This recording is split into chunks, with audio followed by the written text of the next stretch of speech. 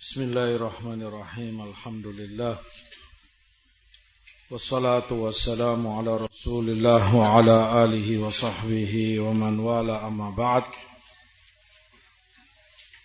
Ikhwati fillah, hadirin jamaah sekalian rahimani wa rahimakumullah.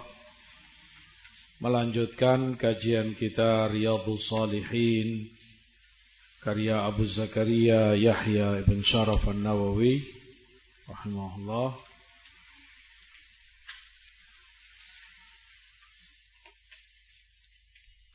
Masih dalam bab adabul syurb, adab-adab yang Rasul sallallahu alaihi wasallam ajarkan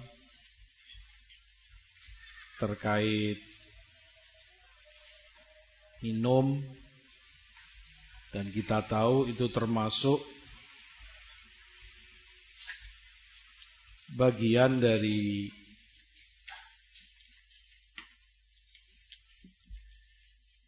at'imah,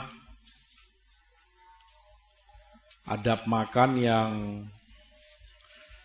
diajarkan di dalam sunnah, artinya termasuk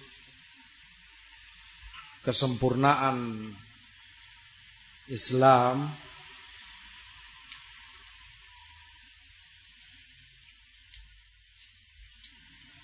Dalam masalah makan dan minum pun diajarkan kepada umatnya beberapa adab untuk kebaikan dan kemaslahatan mereka secara terperinci. Telah lalu sebelumnya bab mendahulukan yang kanan, dilarang bernafas, meniup minuman, karena itu memadharatkan. Berikutnya kata Nawawi, karahatus syurb fi famil qirbah wa nahwiha wa bayan annahu karahatut tanzila tahrim. Larangan, makruhnya minum dari mulut kirbah atau semisalnya. Kirbah kalau dulu orang Arab menyimpan air itu di kulit kambing misalnya. Lubang-lubang kakinya itu diikat sehingga menjadi lumbung atau tas. Tinggal bagian kepala itu yang tetap lubang. Dari situ sebagai mulut untuk diminum. Nah, kirbah itu dilarang, dimakruhkan minum dari mulut kirbah. Jadi mulut tempat air keluar itu langsung dimasukkan ke mulut orang yang meminumnya.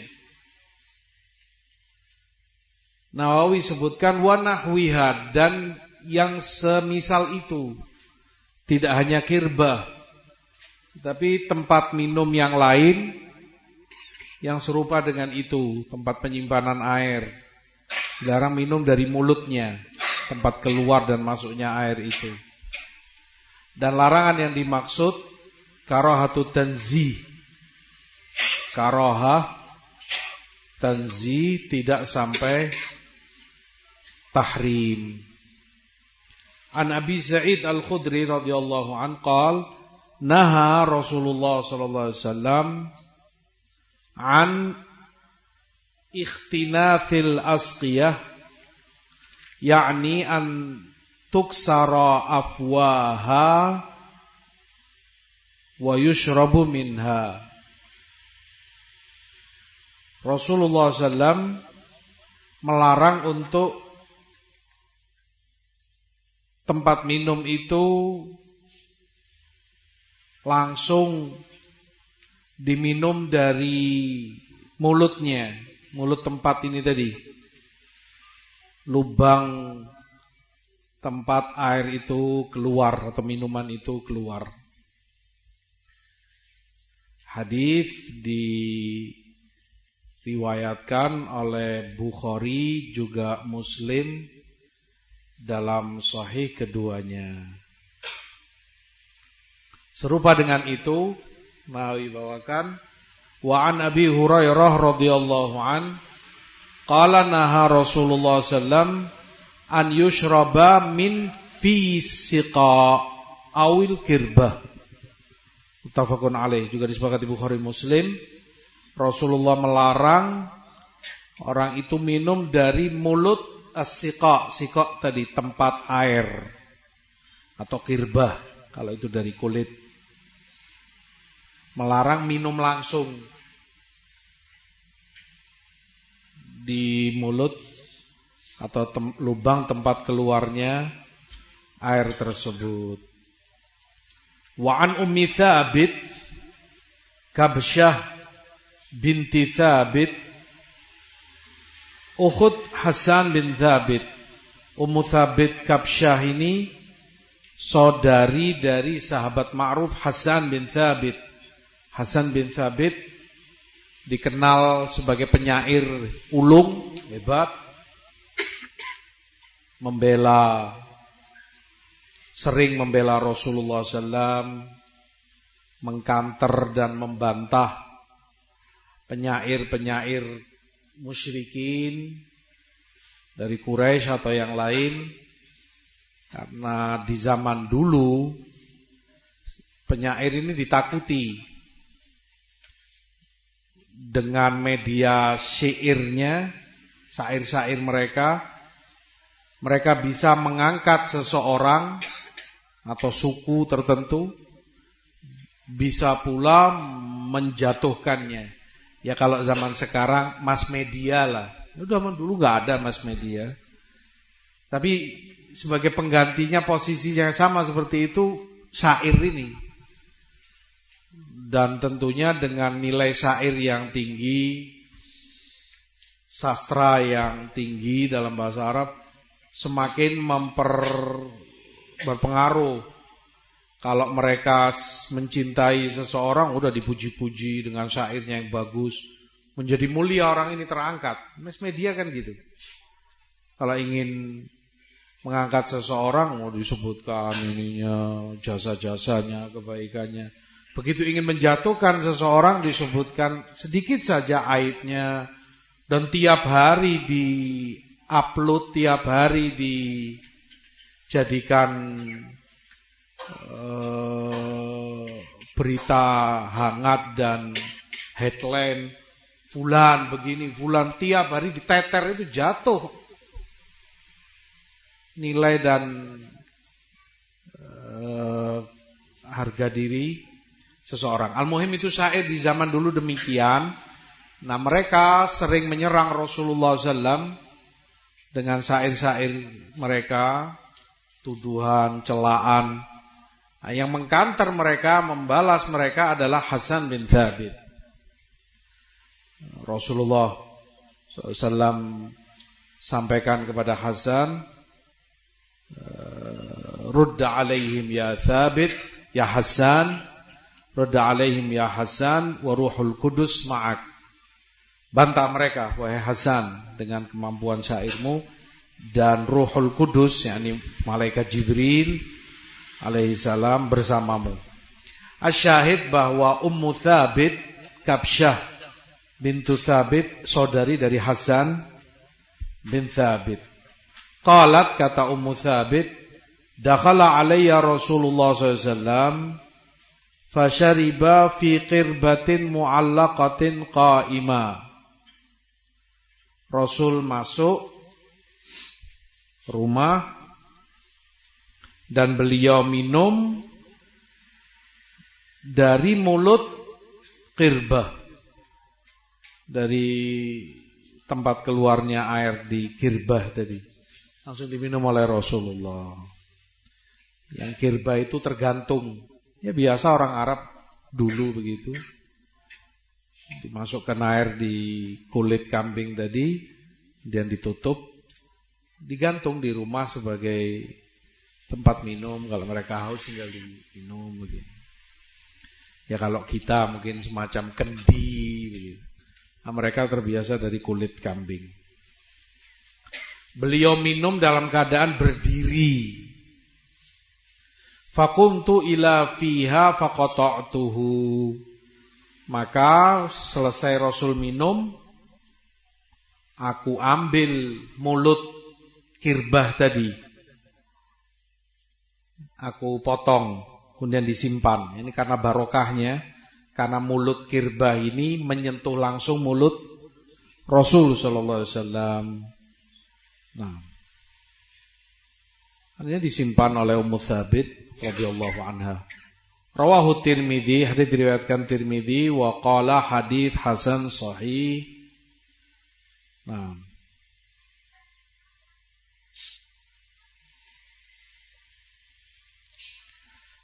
hadis atau bab dengan demikian Hafidz An-Nawawi membawakan kepada kita 3 hadis.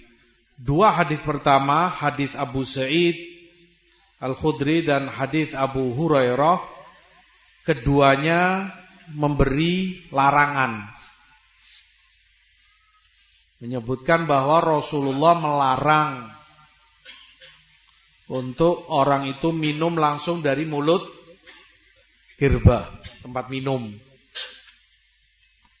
Kemudian hadis Ummu Tsabit, hadis ketiga, Kabsyah, menjelaskan bahwa Rasul minum dari mulut kirbah.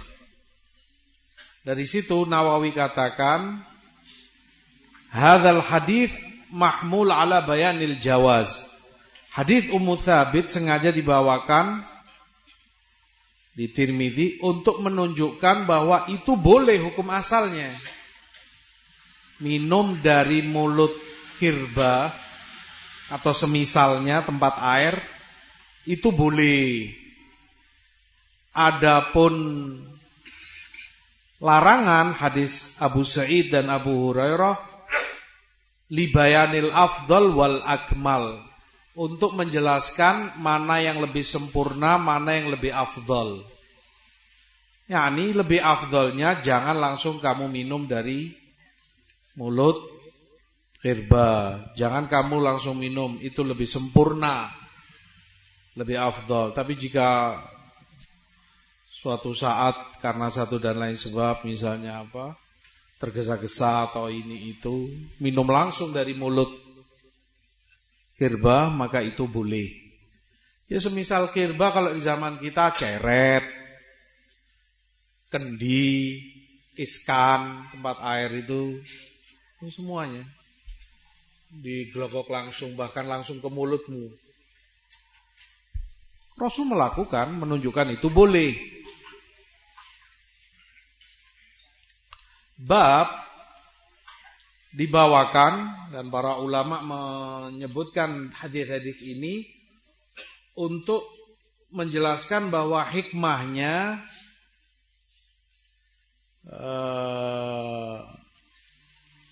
bahwa air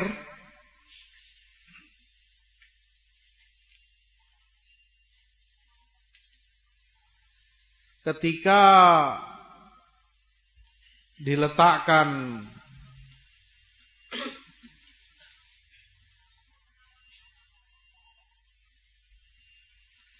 di tempat-tempat tersebut, terutama itu kirbah dari bahan kulit, bisa jadi ada sesuatu yang mengganggu. Mengganggu artinya memadorotkan, mungkin itu bakteri, mungkin itu cacing, apalagi bahan kulit. Di zaman itu dengan kesederhanaannya, kemudian tersimpan air di situ. Al-muhim Rasulullah SAW melarang, seperti hadits Abu Sa'id, an ikhtinaf asqiyah, untuk kemudian dipecah mulut dari kirbah tersebut.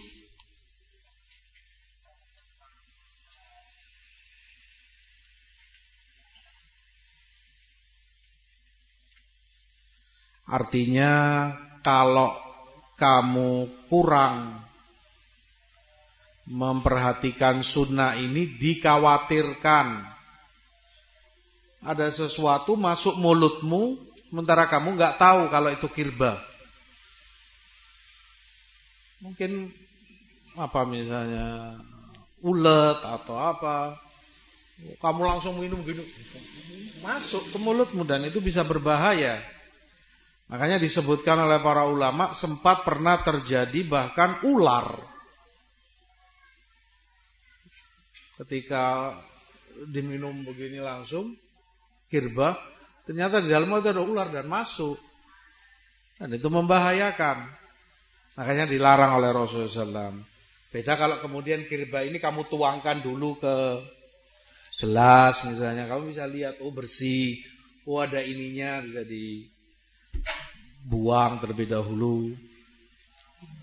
Demikian yang mereka sebutkan tentang hikmah dari larangan ini. Salah satu dari hikmah yang disebutkan.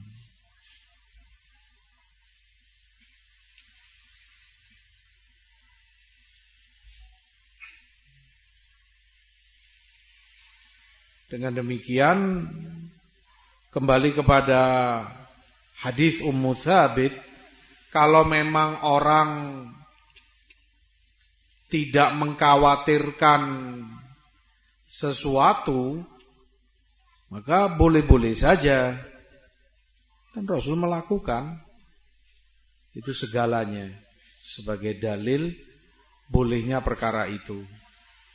Ini mungkin kamu minum langsung dari jurigen, semisal kirbah,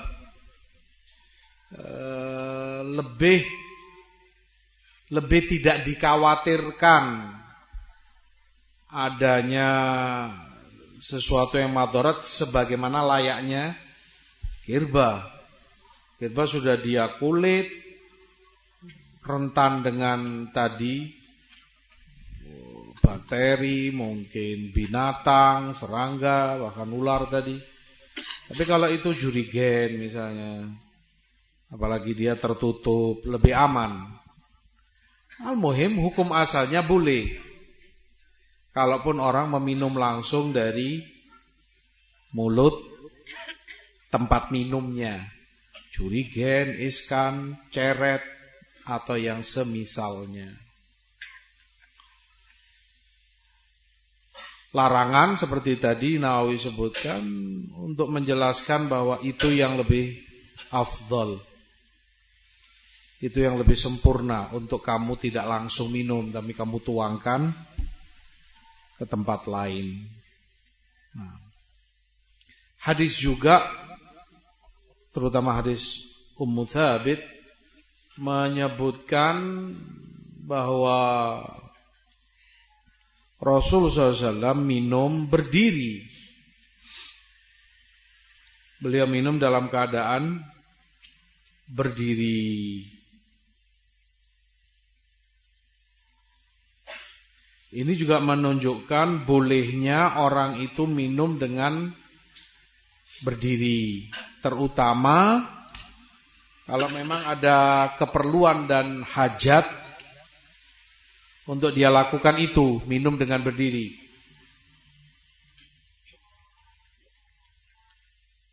Kalau ditanya apa hajatnya, kalau dalam hadis Ummu Tsabit jelas hajatnya. Hajatnya karena kirbahnya tergantung. Karena Ummu Tsabit sebutkan kirbah ini digantung di atas begini. Dan Rasul SAW mungkin sangat haus, ingin segera minum. Walhasil dengan keadaan berdiri, karena ininya tergantung, ya diminum dengan keadaan berdiri. Nggak mungkin itunya dilepas atau diturunkan dulu. Memang hajat-hajat semacam itu. Karena kita tahu Sunnah juga melarang orang minum dalam keadaan berdiri. La yashrabanna ahadukum qa'ima. Jangan kalian sekali-kali minum dalam keadaan berdiri. Maka ini pun para ulama fahami sama. Larangan yang dimaksud irsyad, bimbingan. Artinya keadaan yang lebih baik, keadaan yang lebih afdol kamu minum dalam keadaan duduk. Itu lebih baik bagimu, lebih afdol. Tapi jika kamu minum dengan berdiri, ya kamu enggak dosa, makruh, tanzih. Sebagian, Allah alam benar atau tidaknya, menyebutkan hikmah di balik itu secara medis, klep ke arah jantung atau paru, terbuka kala orang itu dalam keadaan berdiri. Dikhawatirkan kalau kemudian dia minum, air itu bisa mencelakai atau memadorotkan dirinya. Benar atau tidak? Wallahu alam. Yang lebih penting bagi kita syariat, bahwa Rasul SAW minum dalam keadaan berdiri, menunjukkan itu boleh. Tapi Rasul juga melarang. Bahkan sisi larangan itu lebih dikuatkan ketimbang yang membolehkan. Kenapa? Karena larangan tidak sekedar larangan begitu saja. Ada hadis menyebutkan la yashrabanna ahadukum qa'ima. Jangan sekali-kali kamu minum dalam keadaan berdiri. Yang menunjukkan lebih dikuatkan lagi lafaz yang Rasulullah sebutkan, waman syariba falyuqayyihu. Dan barang siapa yang sudah meminumnya dalam keadaan berdiri minum, maka hendaknya dia muntahkan, dia keluarkan. Artinya sangat difahami dari sini, sangat dilarang orang itu untuk berdiri dalam keadaan minum. Sampai Rasul katakan kalau sudah terlanjur dia minum, muntahkan, keluarkan. Padahal kita tahu semula itu hukumnya tabdzir, haram. Mau minuman halal, mungkin kita beli dengan uang, kopi, susu atau apa. Rasul perintahkan dibuang. Menunjukkan itu larangan yang keras, larangan yang begitu tajam.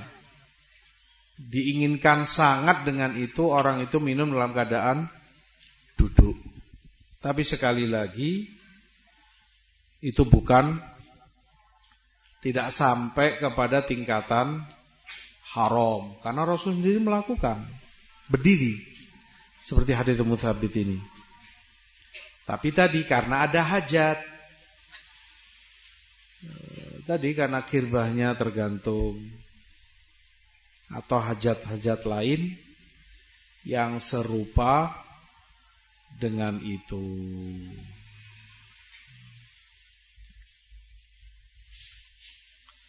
Hadis juga menunjukkan telah lalu bolehnya bertabarruk, mencari atau mengharap barokah dari apa yang didapati dari Rasulullah sallallahu alaihi wasallam. Telah lalu hadis Asma menyimpan rambut Rasul sallallahu alaihi wasallam. Nanti kalau ada yang sakit, diadukkan di air dan diminumkan ke mereka. Ini pun begitu. Dari kejelian dan kecerdasan Ummu Thabit, yang lihat, Rasul minum dari kirbahnya. Artinya mulut Rasul sallallahu alaihi wasallam bersentuhan langsung dengan mulut kirbah ini. Maka barokahnya yang diinginkan mungkin ada basah atau liur sedikit menempel di situ dari Rasulullah SAW. Makanya langsung dipotong oleh Ummu Thabit, disimpan oleh beliau supaya mendapat barokahnya. Dan telah lalu bahwa yang demikian khusus bagi Rasul sallallahu alaihi wasallam. Makanya mereka pun tidak pernah melakukan yang seperti ini kepada selain Rasulullah. Padahal orang-orang soleh, bahkan sangat-sangat soleh, Abu Bakar As-Siddiq, Umar ibn Khattab, Uthman, Ali, mereka sebaik-baik umat ini setelah Rasulnya. Bahkan seperti Umar, kesolehannya sedemikian rupa hingga syaitan pun lari menghindar kalau berpapasan satu jalan dengannya. Tapi nggak ada yang melakukan ini, nggak ada yang ngejar-ngejar nyimpan pakaiannya Umar, wa illa sisa-sisa Abu Bakar, Uthman, Ali, nggak ada. Karena mereka faham kebarokahan yang dimaksud hanya khusus untuk Rasulullah sallallahu alaihi wasallam. Qala rahimahullah bab karahatun nafkh fi syarab. Bab makruhnya orang itu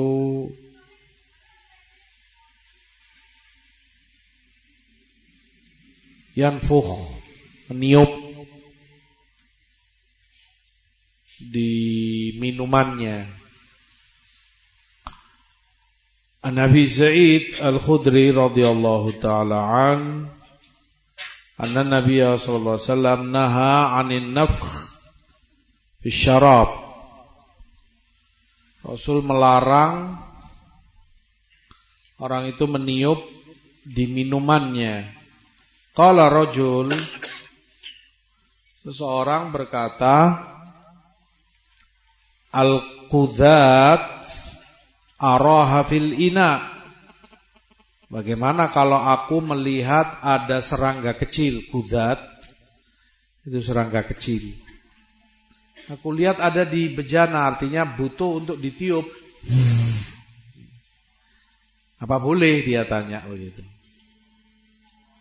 Faqala ahrikha. Dijawab, tumpahkan. Karena kalau air itu kamu tumpahkan akan ikut jatuh serangga atau yang ada di permukaan air tersebut akan ikut jatuh. Tidak perlu dan tidak harus kamu meniupnya untuk membuang serangga ini, cukup kamu tumpahkan sebagian sedikit, akan terbuang serangga itu yang diminuman. Qala fa inni la arwi min nafsin wahid. Qala fa inni la arwi min nafasin wahid.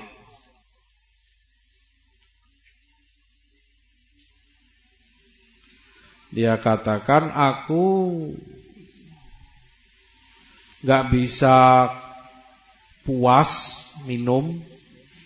Irwa itu puas, kenyang dari minum sampai puas betul, dengan satu nafas. Qala fa'abin al-qadha idzan an fika. Kalau begitu, jauhkan tempat minum ini dari mulutmu, supaya tidak kena tiupan atau nafasmu. Karena dia katakan, aku gak bisa kalau sekali nafas kemudian minum ini. Maka diajarkan kepadanya, kalau kamu butuh nafas sekian kali, ya jauhkan tempat minummu. Kamu mau nafas misalnya, baru minum lagi. Kamu mau nafas, jauhkan lagi. Dengan itu kamu tidak melanggar apa yang dilarang oleh Rasulullah SAW. Rawahu Tirmidzi wa qala haditsun hasanun sahih. Wa an Ibnu Abbas radhiyallahu anhuma anna Nabiyya sallallahu alaihi wasallam naha an yatanaffas fil ina au yanfukha fihi. Rasulullah melarang orang itu bernafas atau meniup di tempat minumnya. Rawahu Tirmidzi wa qala haditsun hasanun sahih.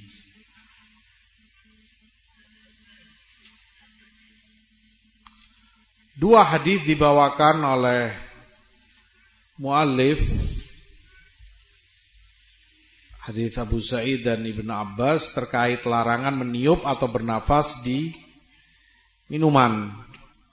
Dan ma'ruf adanya kalau orang itu meniup, mungkin dan sangat mungkin udara yang keluar dari mulutnya membawa sesuatu yang bisa mengganggu dan memadorotkan dirinya sendiri. Mungkin penyakit, bakteri. Ini dilarang oleh Rasulullah sallallahu alaihi wasallam. 14 abad yang lampau. Belum ada kedokteran. Belum ada mikroskop atau apalah yang semisalnya.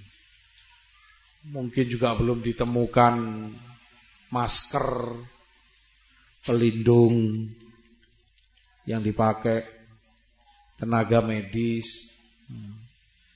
Belakangan mereka ketahui, mereka pelajari, dikhawatirkan orang itu keluar dari mulutnya virus, bakteri, penyakit ini itu, sehingga tutup masker, sehingga begini begitu. Jauh-jauh sebelum itu Rasul sallallahu alaihi wasallam telah mengajarkan kepada umatnya dilarang mereka untuk bernafas atau meniup di tempat minumnya.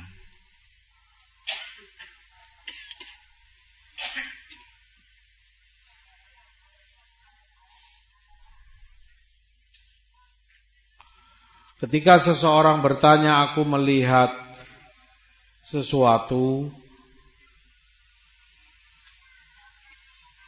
di tempat minumku, entah itu serangga atau mungkin apalah, noda jatuh di situ kecil,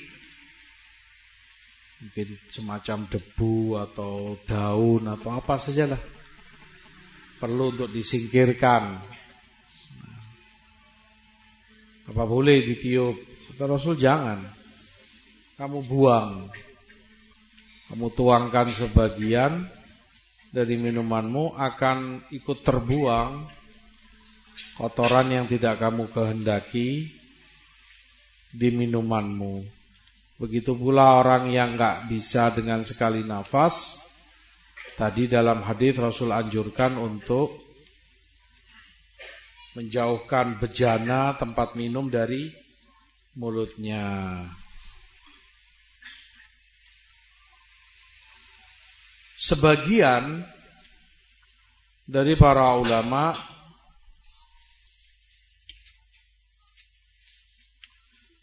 memberi rukhsah, keringanan, kalau ada hajat mendesak orang untuk niup, maka mereka bolehkan sebatas keperluannya, hajatnya. Misalnya minuman itu panas, kopi misalnya, atau teh. Sementara kamu tergesa-gesa harus segera melakukan pekerjaan berikutnya apa begitu. Sementara kamu juga harus minum. Nggak mungkin ini ditunggu dingin lama.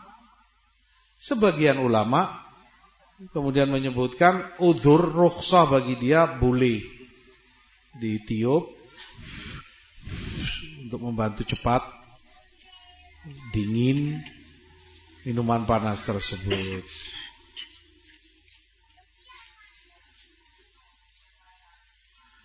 Tetapi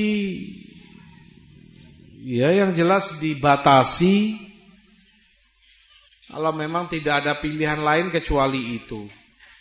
Selama ada pilihan lain seperti yang Rasul ajarkan, orang bisa menghindar dari larangan, itu lebih baik. Membersihkan dosa itu sulit, tidak semudah itu ketika orang melakukan pelanggaran terhadap larangan Rasulnya. Nah, selama ada solusi lain, kenapa tidak? Panas misalnya, kan bisa tanpa harus ditiup. Misalnya kamu tuangkan ke gelas lain, kan bisa. Ini gelas panas, teh panas atau kopi panas. Kamu ambil gelas satu lain, dituang-tuangkan gini 2, 3, 4 kali, sudah banyak berkurang panasnya. Paling tidaknya mulut atau lidah sudah bisa mentolilir untuk langsung diminum. Yang jelas dengan cara-cara itu bisa terhindar dari larangan, itu lebih baik. Tidak langsung berbenturan dengan yang dilarang oleh Rasul sallallahu alaihi wasallam. Karena pasti kita harus yakin tidaklah Allah atau Rasulnya melarang dari sesuatu kecuali karena di situ ada madharat, ada kejelekan. Yang diinginkan adalah kebaikan bagi kita, keselamatan.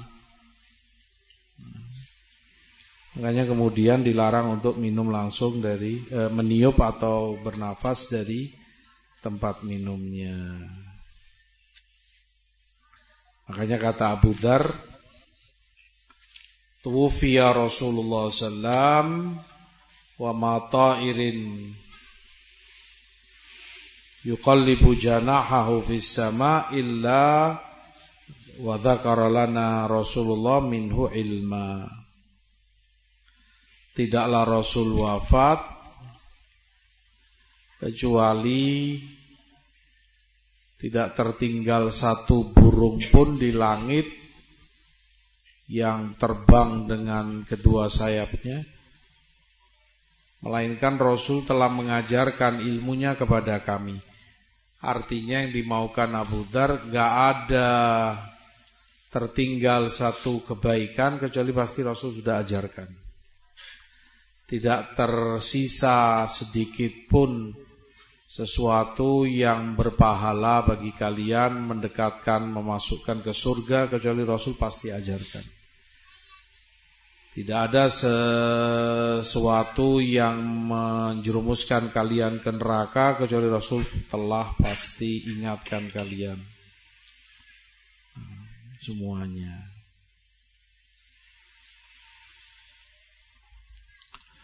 Al-muhim ini yang Rasulullah SAW ajarkan kepada umatnya untuk tidak bernafas, tidak meniup di tempat minumnya. Seringnya yang melakukan pelanggaran ini ya peminum minuman panas tanpa ada hajat. Kalau ada hajat mungkin sebagian ulama tadi, walaupun seperti antum dengar jawabannya tadi, masih bisa dihindari. Tapi ketika nggak ada hajat, apa udzur baginya? Dia duduk bisa 1 jam, 2 jam di warung kopi. Kemudian mengatakan tergesa-gesa. Apa yang tergesa? Kamu 2 jam duduk di situ nongkrong. Tanpa kamu tiup 1 jam sudah dingin kopi ini. Kamu tunggu 5 menit, 10 menit. sudah cukup berkurang panasnya untuk bisa kamu minum. Tapi ketika orang kurang perhatian, kurang peduli dengan ajaran Rasulnya, maka dia menggampang-gampangkan untuk melanggar apa yang dilarang oleh Rasulullah sallallahu alaihi wasallam. Qala rahimahullah, kata Nawawi kemudian, bab bayan jawazi syurbi qa'ima. Bab penjelasan bolehnya orang itu minum berdiri. Wa bayan anal akmal wal afdal asyurbu qa'idan. Dan penjelasan yang lebih sempurna, lebih afdal, minum itu dengan duduk. Fihi hadis Kabsha as-sabiq. Dalam bab sama seperti hadis Kabsha, hadis Ummu Tsabit tadi. Rasul minum dari kirbah dalam keadaan berdiri. Satu hadis itu. Kemudian yang kedua, wa an Ibni Abbas qala saqaitun nabi min zamzama fashariba wa huwa qa'im. Muttafaqun alaih. Aku memberi minum Rasulullah Zamzam, air Zamzam. Maka beliau minum dalam keadaan berdiri, sambil berdiri. Diminum oleh Rasul sallallahu alaihi wasallam. Muttafaqun alaih, hadis disepakati Bukhari Muslim. Wa anin Nizal ibnu Saburah radhiyallahu an qala ata Ali radhiyallahu an babar rahbah fashariba qa'iman wa qala inni ra'aitu Rasulullah fa'ala kama ra'aitumuni fa'altu, rawahul Bukhari. Ali radhiyallahu an ketika tiba di Babur Rahbah, nama daerah, beliau minum sambil berdiri. Ini orang ngelihat seperti mengingkari, ini Ali minum kok berdiri.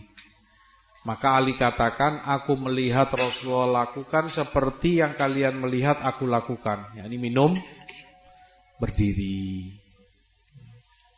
Hadis diriwayatkan oleh Bukhari di dalam sahihnya.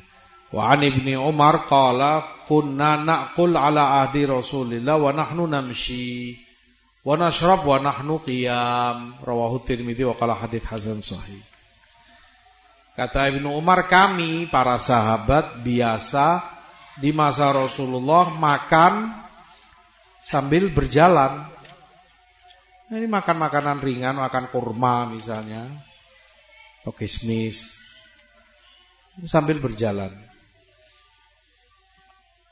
Dan kami terbiasa pula minum sambil kami dalam keadaan berdiri. Ini pula menjelaskan bolehnya minum itu sambil berdiri.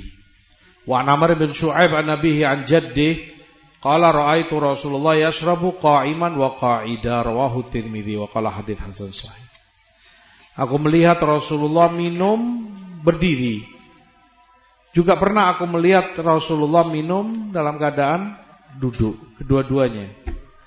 Pernah Rasul minum berdiri, pernah pula Rasul minum dalam keadaan duduk. Wa an Anas anin Nabi annahu naha an yashrabar rajulu qa'ima.